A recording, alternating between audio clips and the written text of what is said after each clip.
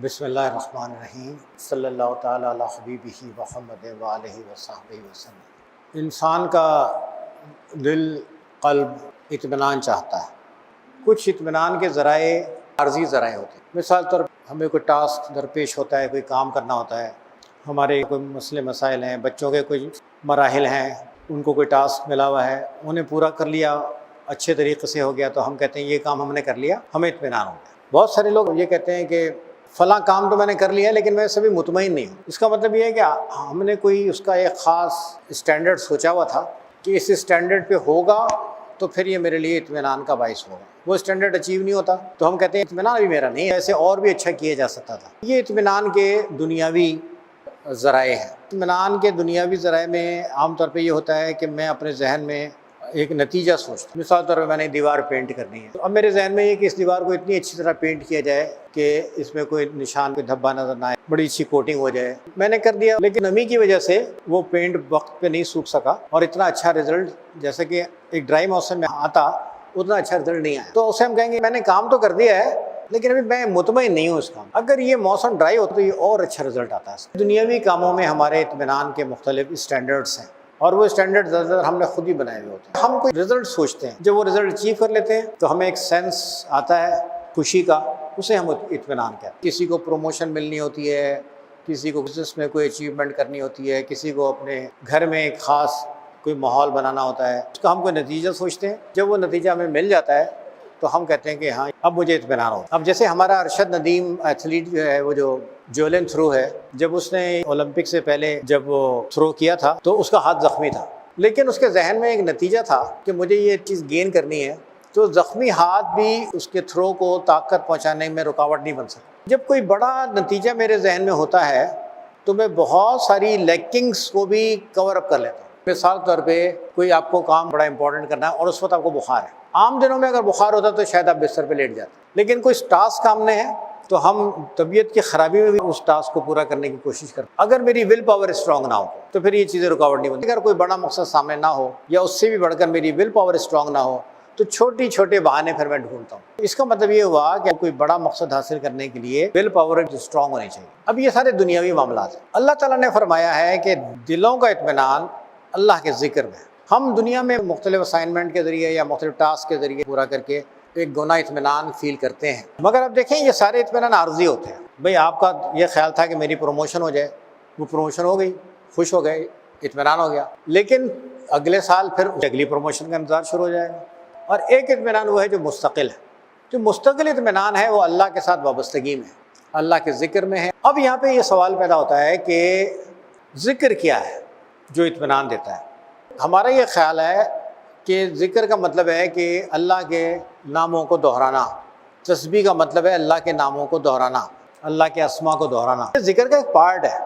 ذکر کثیر پہلوی ایک عمل ہے اور اس کے ملٹی ڈائمنشنز ہیں، اور اس میں سے ایک ڈائمنشن اللہ کا ذکر زبان سے کرنا ہے۔ ذکر کرنے کا مطلب یہ ہے کہ جس کا ذکر کیا جا رہا ہے اس کو یاد کیا جائے۔ مثال طور پہ آپ کا کوئی دوست ہے، آپ اسے یاد کرتے ہیں، تو جب ہم کسی کو یاد کرتے ہیں تو اس کی پوری شخصیت ہمارے سامنے ہوتی ہے، اس کی صفات ہمارے سامنے ہوتی ہیں، اور ہم اس میں سے اچھا چاہتے ہیں۔ اب یہ اچھا چاہنا دو طرفہ ہے۔ آپ کا کوئی دوست ہے، آپ اسے یاد کر رہے ہو کہ آپ اچھا چاہتے ہو اس کے لیے، اور ایک اس کا پہلو یہ ہے کہ آپ اچھا چاہتے ہو اپنے لیے، یعنی یہ ٹو وے ایک چاہت ہے۔ آپ اس کے لیے بھی اچھا چاہ رہے ہو، اپنے لیے بھی اچھا چاہ رہے ہو۔ اللہ کے ذکر میں معاملہ ایسا نہیں ہے۔ اللہ کو ہماری کوئی احتیاج نہیں ہے، ہم اللہ کے محتاج ہیں۔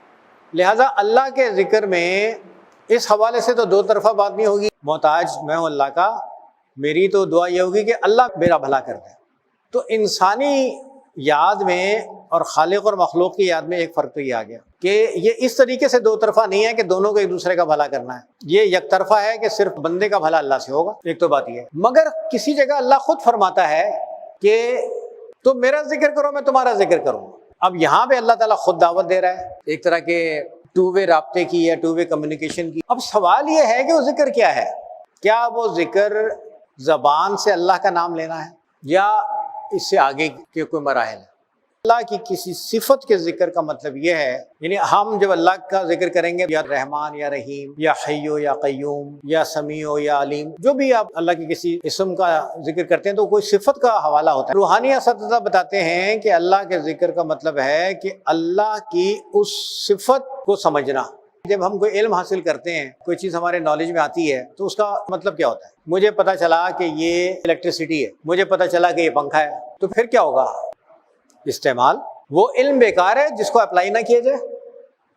اب آپ کو اللہ کی صفات کے بارے میں پتا چلا، اب اگلا تقاضا کیا ہے یا اگلا مرحلہ کیا ہے؟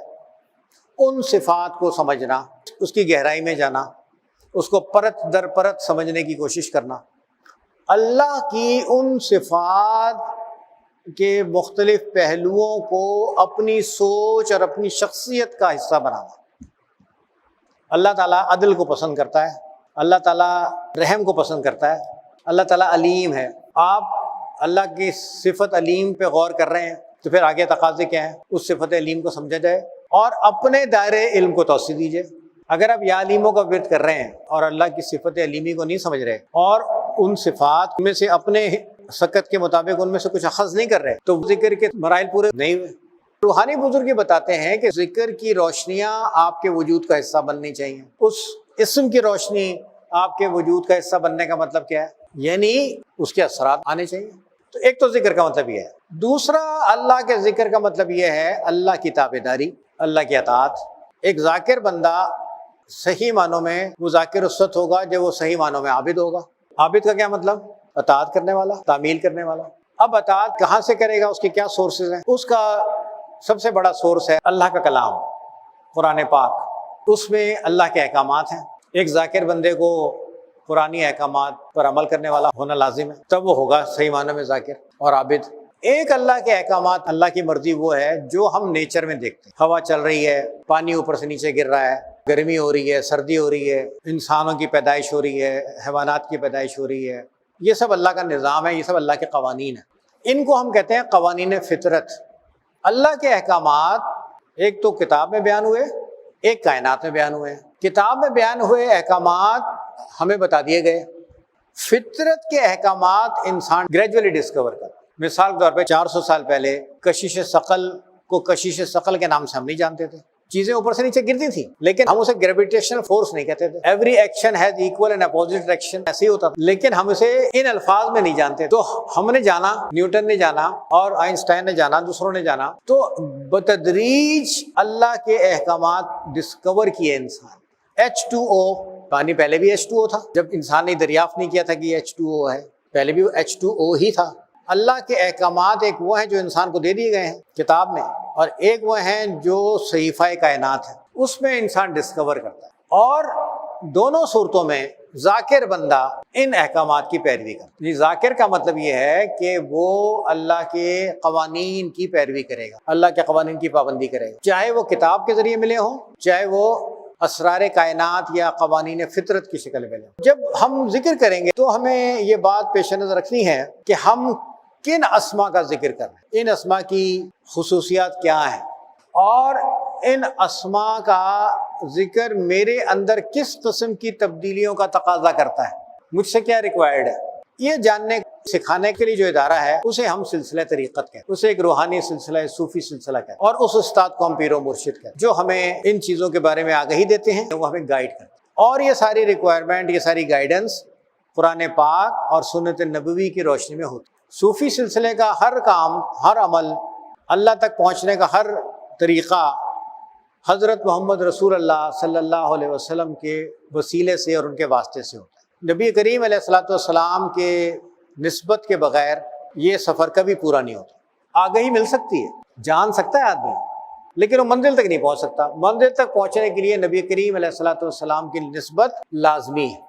جن اسما کا ذکر کر رہے ہوں ان کو بارے میں یہ سوچنا ہے کہ ان اسما کی صفات کیا کیا ہیں، اور ان اسما کے ذکر سے میرے اندر کس قسم کی تبدیلیوں کی توقع کی جاتی ہے۔ یہ پھر ایک یہ براڈ اسپیکٹرم میں ذکر ہوگا، اور یہ دلوں کے اطمینان کا ذریعہ بنے گا، اور یہ دلوں کا اطمینان اپنی ایک مستقل حیثیت رکھے، جس کے اندر ایک سسٹینیبلٹی یا ایک ڈیوریبلٹی ہو۔ اللہ کا ذکر ہمیں ایک مستقل اطمینان عطا کرتا ہے، اس میں ایک استقلال اور ایک پائیداری ہوتی ہے۔ تاہم یہ ضروری ہے کہ ہم اس کے سارے تقاضوں کو سمجھتے ہوں اور ان تقاضوں کو پورا کرنے کا ہم اہتمام کر رہے ہیں۔